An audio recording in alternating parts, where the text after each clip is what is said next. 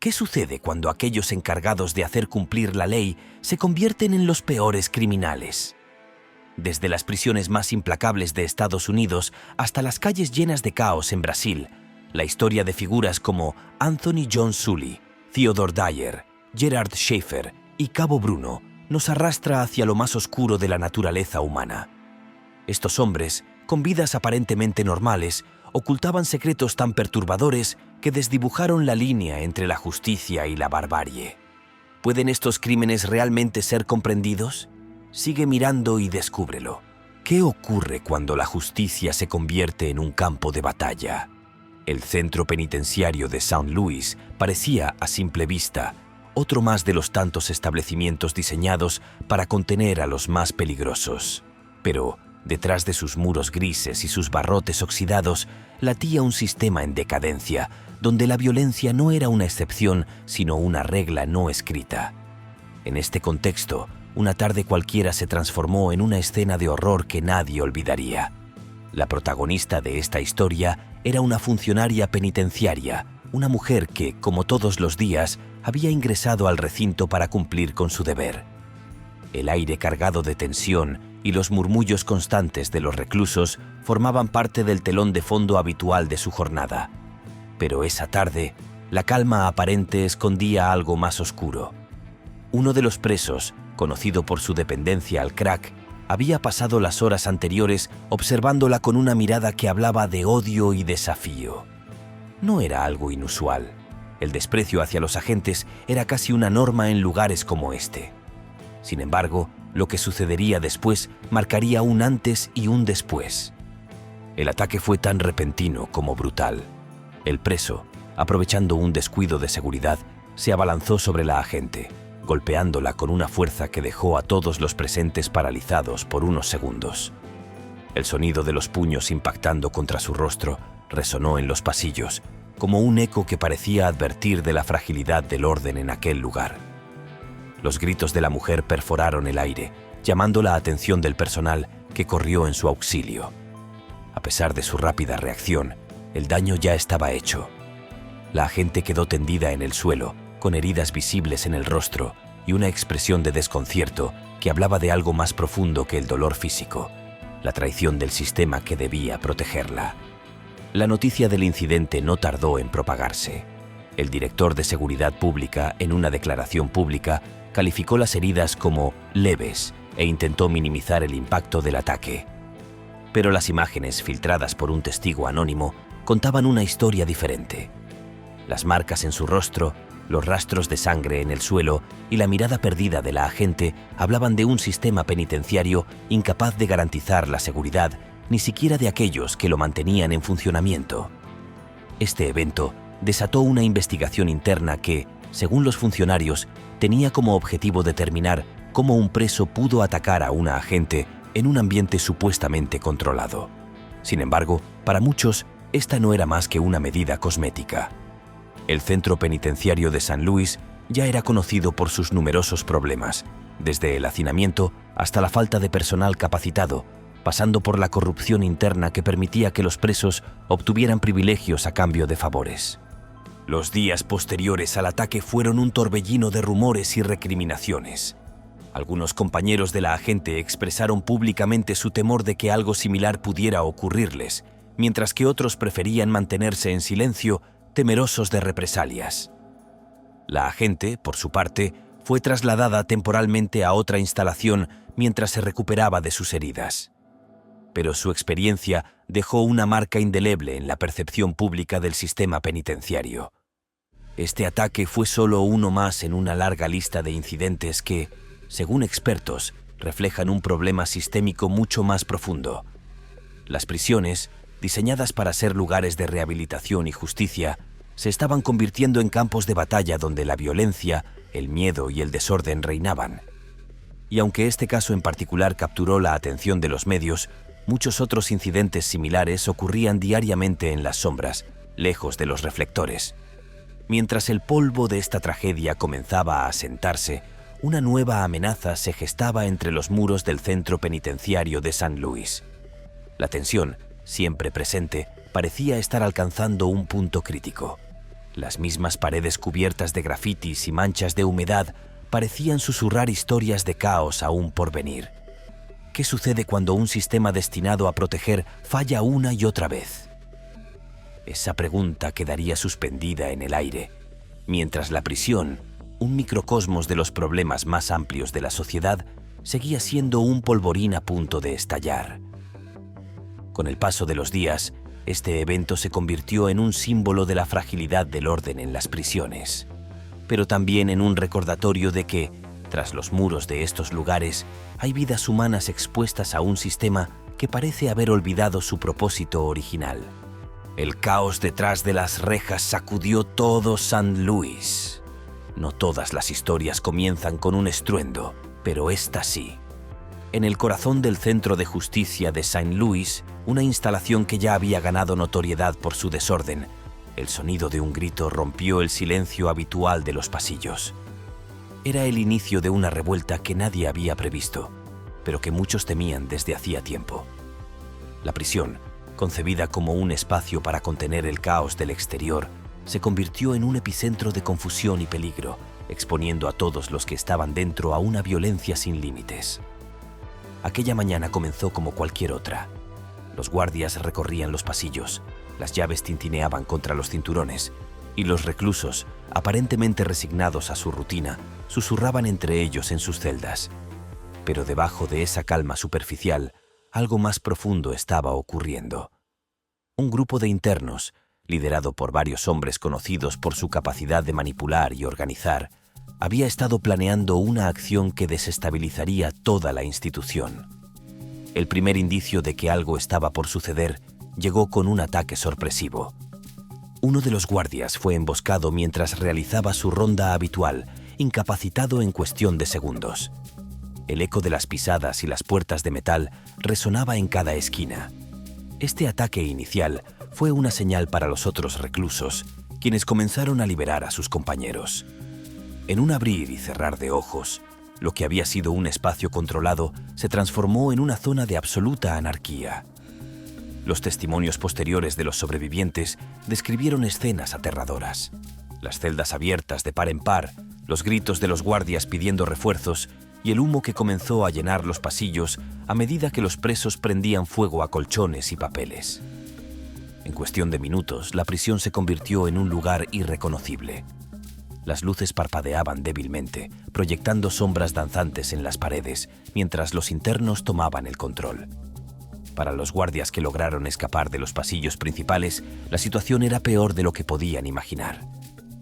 El sistema de seguridad había colapsado y las comunicaciones con el exterior eran intermitentes. Los refuerzos tardaron en llegar y, mientras tanto, los presos continuaron con su revuelta. Algunos saquearon áreas de almacenamiento, mientras que otros intentaron abrir puertas que llevaban al exterior. La escalera principal, cubierta de escombros y huellas de pisadas desesperadas, se convirtió en el lugar donde muchos intentaron escapar. El caos no solo afectó a quienes estaban dentro. Desde el exterior, familiares y periodistas comenzaron a congregarse frente a los altos muros de concreto que rodeaban la prisión, observando el humo negro que salía de las ventanas rotas. Las sirenas de los vehículos de emergencia, el llanto de los familiares y el sonido de los helicópteros que sobrevolaban el área crearon un panorama casi apocalíptico. Las calles adyacentes, habitualmente tranquilas, estaban llenas de vehículos de la policía y curiosos que buscaban entender qué estaba sucediendo. Cuando finalmente las fuerzas de seguridad lograron entrar, encontraron un escenario que parecía sacado de una pesadilla. Los pasillos estaban llenos de escombros, documentos quemados y restos de lo que alguna vez fueron suministros de la prisión. Algunos guardias habían sufrido heridas graves, mientras que otros estaban en estado de shock. En el caso de los presos, muchos habían intentado huir, pero la mayoría había sido contenida dentro del edificio. Las autoridades prometieron una investigación exhaustiva para determinar cómo se había llegado a este punto. Sin embargo, para los testigos y víctimas, las respuestas eran claras. Un sistema fallido, una infraestructura inadecuada y una vigilancia insuficiente habían creado el ambiente perfecto para esta revuelta. Pero la verdadera magnitud de lo ocurrido no estaba solo en los daños físicos. Lo que sucedió en San Luis dejó una herida profunda en la percepción pública del sistema penitenciario. Si un lugar diseñado para mantener el orden podía caer en el caos tan rápidamente, ¿qué garantía había de seguridad en otros lugares similares? Y mientras los muros de concreto y las puertas reforzadas volvían a cerrarse, el eco de los gritos y el crujir del fuego permanecían en las memorias de quienes vivieron aquel día. El impacto de este evento resonó más allá de los límites de la prisión. Las imágenes del humo negro saliendo de las instalaciones, los rostros de los familiares preocupados y los relatos de los guardias que estuvieron en el centro del caos se convirtieron en símbolos de una crisis mucho más grande. En los días que siguieron, la conversación pública giró en torno a la necesidad de reformas urgentes en el sistema penitenciario. Pero entre las promesas y las declaraciones, el miedo persistía, un recordatorio de lo frágil que puede ser la línea entre el orden y el descontrol absoluto. Y así, la prisión, que una vez había sido vista como un lugar de contención, se convirtió en un emblema del peligro que acecha cuando las instituciones fallan. Aunque los muros fueron reparados y las puertas reforzadas, las cicatrices invisibles quedaron, tanto en los que estuvieron dentro como en los que observaron desde afuera. Las noches en San Luis ya nunca serían las mismas, con las sombras de aquella revuelta acechando cada rincón. Cuando la justicia toma sus propias manos, el resultado es implacable. En un mundo donde las reglas parecen proteger más a los culpables que a las víctimas, hay quienes deciden romperlas para buscar lo que consideran justicia. Esta es la historia de un hombre que, tras cruzar los límites de la humanidad, encontró su final en manos de otro. El nombre de Theodore Dyer, un exoficial de policía, quedó grabado en la memoria como sinónimo de traición y atrocidad. Pero su muerte, ocurrida dentro de los muros de una prisión, reveló un lado inquietante de lo que sucede cuando el sistema penitenciario falla en sus objetivos. La vida de Dyer se había construido sobre una fachada de autoridad y servicio público. Con un uniforme impecable y una actitud firme, había sido parte de las fuerzas de seguridad del aeropuerto de Muskegon, Michigan. Sin embargo, detrás de esa apariencia de rectitud, se escondía un hombre cuyas acciones destruían vidas. Su crimen más notorio fue un ataque devastador contra una joven de apenas 15 años, un acto que dejó una herida imborrable en la comunidad. El día del ataque, la joven caminaba de regreso a su hogar, ajena al peligro que acechaba en las sombras. La calle vacía y el sonido de sus pasos resonaban en el ambiente mientras el sol comenzaba a ocultarse. Fue entonces cuando Dyer, impulsado por sus oscuros deseos, la atacó. Un callejón desolado se convirtió en el escenario de su peor pesadilla, un lugar donde la inocencia fue arrancada de manera brutal. Aunque sobrevivió físicamente, las cicatrices emocionales y psicológicas marcaron su vida para siempre. Tras su arresto, la justicia finalmente alcanzó a Dyer, o al menos eso parecía. Fue sentenciado y enviado a prisión, donde compartiría celda con un hombre llamado Steven Sandison. Sandison no era un ciudadano ejemplar. Su pasado también estaba marcado por decisiones terribles, pero tenía una línea que no estaba dispuesto a cruzar: el daño a los inocentes. Cuando descubrió los detalles del crimen de Dyer, su indignación creció como un fuego imparable. Los días en la celda se convirtieron en un campo de batalla psicológico. Finalmente, llegó el día en que tomó una decisión que cambiaría ambos destinos. En la madrugada, mientras el resto de los internos dormían y los guardias patrullaban en sus rondas habituales, Sandison actuó. Utilizando una cuerda improvisada, se acercó a Dyer y en un acto rápido y calculado puso fin a su vida. La celda, con su tenue iluminación y sus paredes de concreto, fue testigo de un acto que muchos consideraron una mezcla de justicia y venganza. Sandison no intentó ocultar lo que había hecho. Al contrario, esperó pacientemente a que los guardias lo descubrieran, su rostro sereno y su mensaje claro. Cuando las autoridades llegaron a la escena, encontraron a Dyer sin vida y a Sandison sentado en un rincón, como si supiera que había cumplido una misión. Las cámaras de seguridad, que registraban cada movimiento, captaron los momentos posteriores al incidente, imágenes que más tarde serían utilizadas como evidencia en el juicio que enfrentó Sandison. El caso desató un debate en todo el país. Por un lado, había quienes consideraban a Sanderson un héroe, un hombre que había hecho lo que el sistema no pudo, eliminar a un depredador de la sociedad. Por otro lado, estaban quienes argumentaban que su acto no era diferente del de Dyer, un asesinato que no podía justificarse bajo ninguna circunstancia. Las redes sociales, con imágenes de las audiencias judiciales, se inundaron de opiniones divididas y el juicio captó la atención nacional. Durante el proceso, Sanderson no mostró arrepentimiento. Declaró que había hecho lo que creía correcto, que alguien como Dyer no merecía otra oportunidad. Las palabras del juez resonaron en la sala del tribunal, destacando la complejidad moral del caso. Finalmente, Sanderson fue condenado, pero su historia dejó una pregunta en el aire. ¿Puede la justicia ser verdaderamente justa cuando se sale de los límites legales?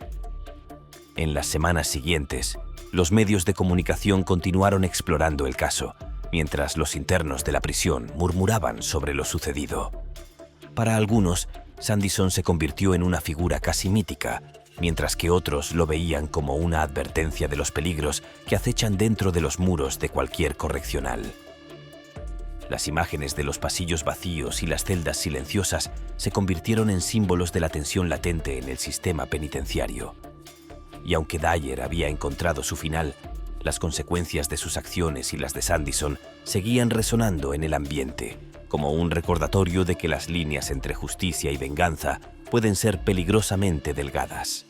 Gerard Schaefer, el policía que dejó un rastro de horror en Florida.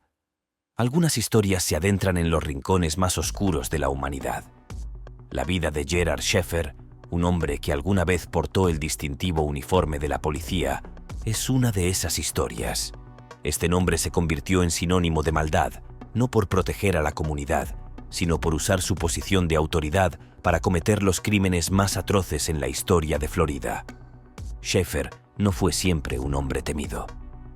Nació en una familia aparentemente normal en el estado de Wisconsin en la década de los años 40.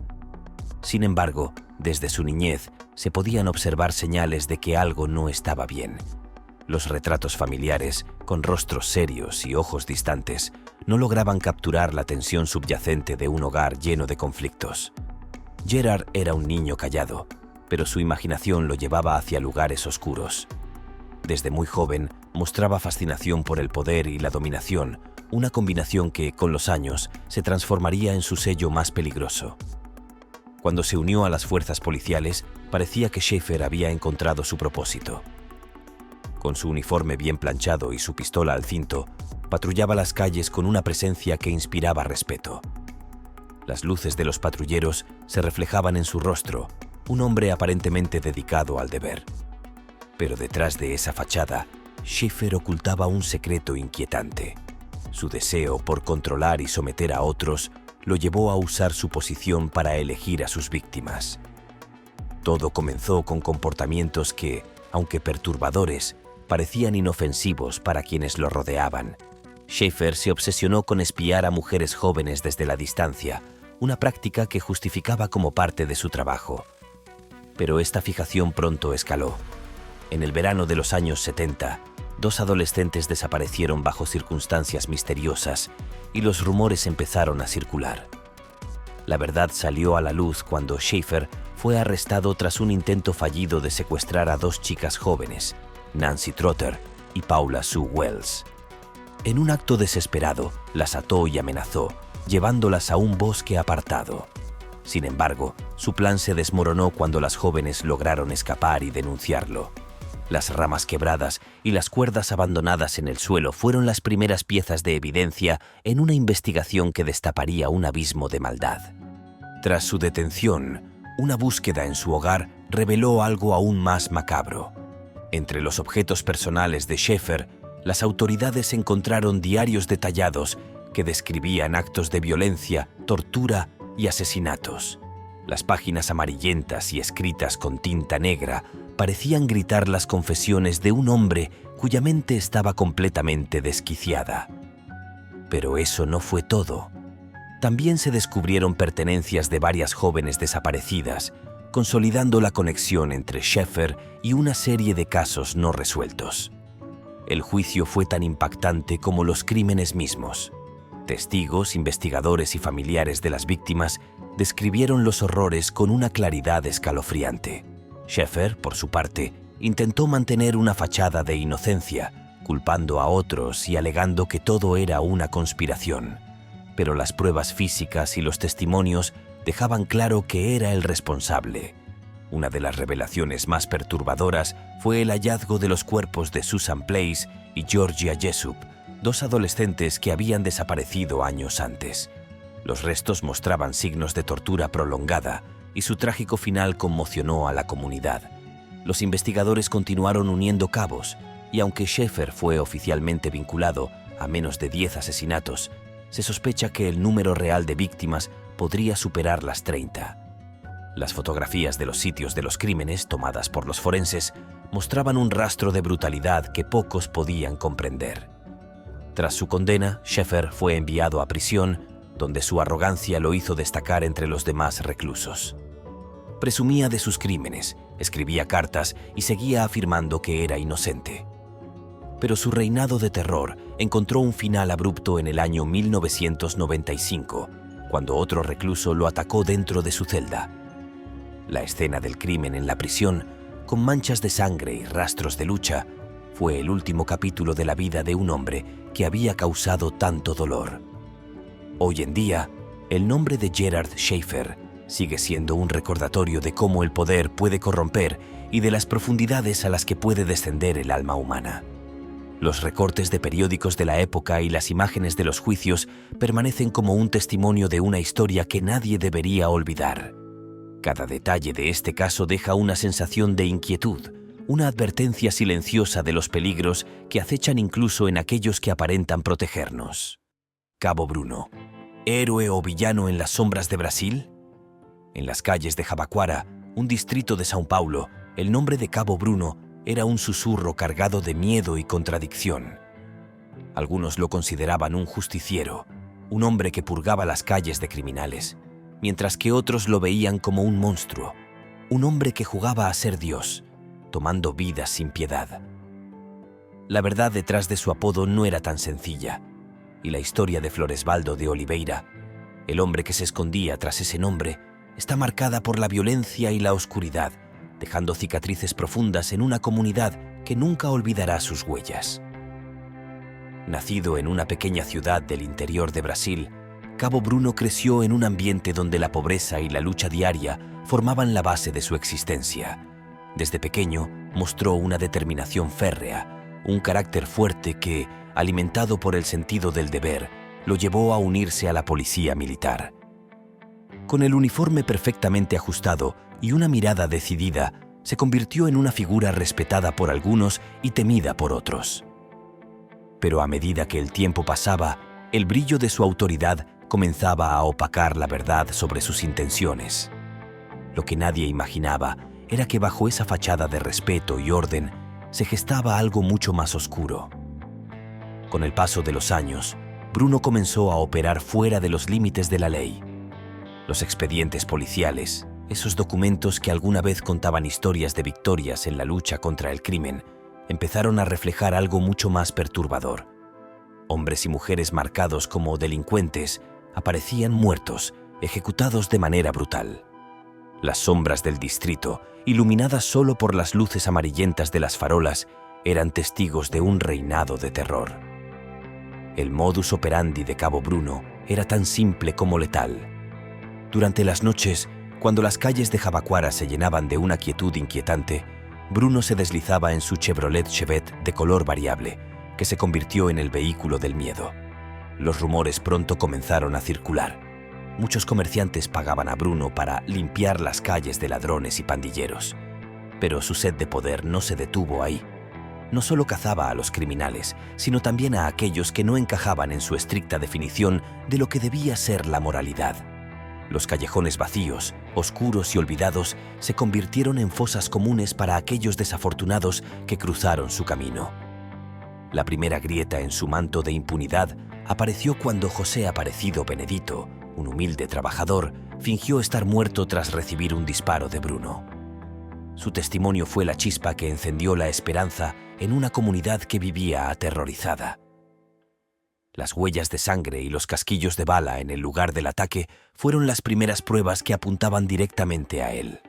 Los medios de comunicación pronto recogieron el caso, y las portadas de los periódicos brasileños comenzaron a mostrar el rostro de este hombre, antes admirado, ahora acusado de crímenes atroces. Durante su juicio, Bruno se presentó como un hombre incomprendido, alguien que, según él, solo había hecho lo necesario para proteger a los inocentes. Las imágenes de su rostro endurecido, acompañado de las desgarradoras declaraciones de las víctimas y los sobrevivientes, dejaron en claro que la ley y la justicia no podían ser manejadas de esa manera. Fue condenado a más de 100 años de prisión, pero incluso entre las frías paredes de la cárcel, la historia de Cabo Bruno no terminó. La prisión, con sus pasillos oscuros y celdas diminutas, no logró contener su espíritu desafiante. Intentó escapar en varias ocasiones, desafiando a las autoridades y haciendo de cada fuga fallida una leyenda que alimentaba su enigmático legado. Las sombras de la prisión, con sus muros grises y ventanas pequeñas, parecían incapaces de contener a un hombre que se veía a sí mismo como una fuerza imparable. En sus últimos años de vida, Bruno declaró haber encontrado la fe y comenzó a predicar dentro de la prisión, un acto que muchos consideraron una burla. El hombre que había sido un juez, jurado y verdugo, ahora se veía a sí mismo como un salvador. Sin embargo, su pasado lo persiguió hasta el final. En un giro inesperado, después de cumplir parte de su condena, fue liberado, pero la libertad no le trajo la paz que buscaba. Una noche, mientras caminaba con su familia, 2 hombres se acercaron y dispararon, acabando con su vida en un acto tan misterioso como su carrera. La muerte de Cabo Bruno dejó una ola de preguntas sin respuestas. Las cámaras de seguridad de una tienda cercana captaron las imágenes fugaces de los atacantes, pero nunca fueron identificados. Algunos vieron su muerte como justicia divina, otros como una tragedia incomprensible.